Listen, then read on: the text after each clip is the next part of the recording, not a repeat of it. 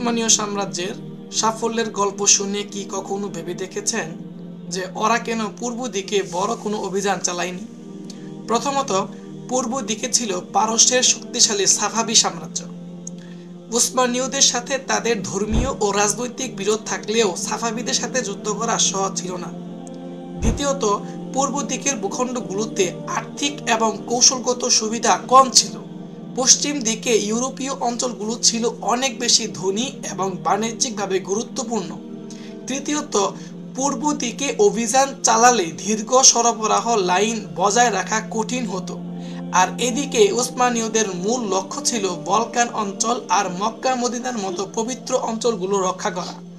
সংক্ষেপে, ওসমানীয়রা তাদের শক্তি পশ্চিমে কেন্দ্রীভূত করেছিল, কারণ সেটাই ছিল কৌশলগতভাবে কার্যকরী। ইতিহাসের এই কারণগুলো বুঝলে সাম্রাজ্যের সিদ্ধান্তগুলো আরও পরিষ্কার হয়ে যায়।